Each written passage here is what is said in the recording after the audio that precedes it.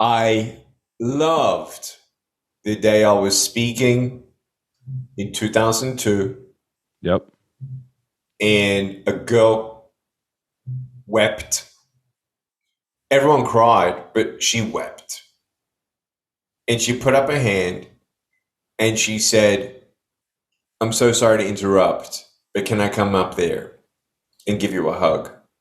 In Mm. front of 300 sophomore students, she came up, she hugged me on my shoulder, and she said, thank you, thank you, thank you. No one's ever told me that they love me. No one's ever told me that I'm beautiful the way that I am. And my first emotion, my first reaction was shock. Mm. Shock.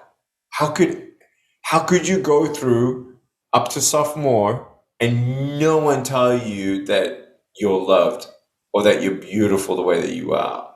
If I didn't have that, I would have checked out at age 10. Yeah.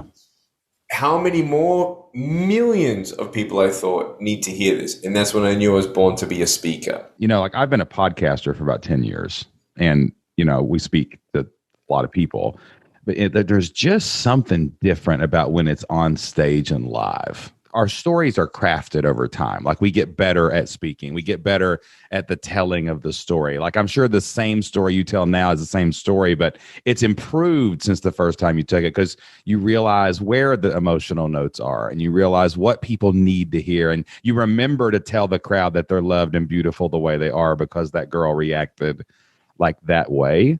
It's just so powerful when you can get a group of people in a room and you can tell your story.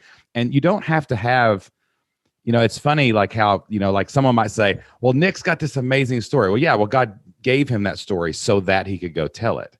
But like even your story or my story or somebody else's story might not reach another person. They might need your story, right? And I really think God put us here to experience our stories and tell them to each other so that we'd be pointed in the right direction. That's why he gave us the Bible through story, right? Right? Your It's just history is his story.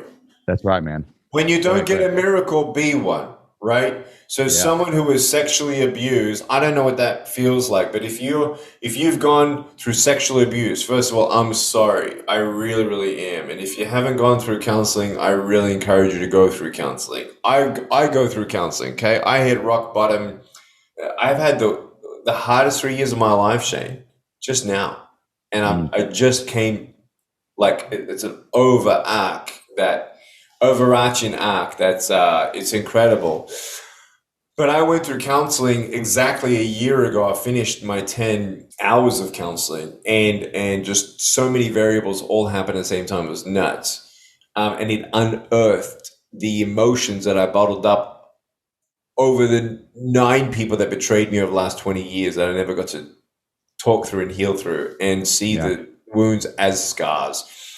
But if you've gone through sexual abuse, if you've gone through a childhood where your parents are divorced and have been divorced, and you even blamed yourself, right? I actually believe that that's even worse than having no arms, no legs, losing your mum and dad, okay, in that aspect.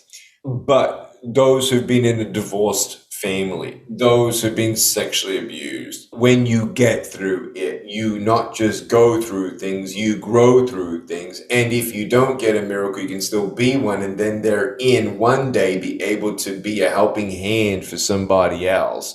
Just Yeah. like I met a limbless boy, first one of 30, no arms, no legs in California. And I realized if I was born this way, to then be just be and live, yet in me just being and living without him knowing my story, right? Just me existing and him seeing the YouTube videos that went viral of me swimming and golfing and fishing and all that. If he knows that Uncle Nick's going to be Uncle Nick's okay, and then I'm going to be okay.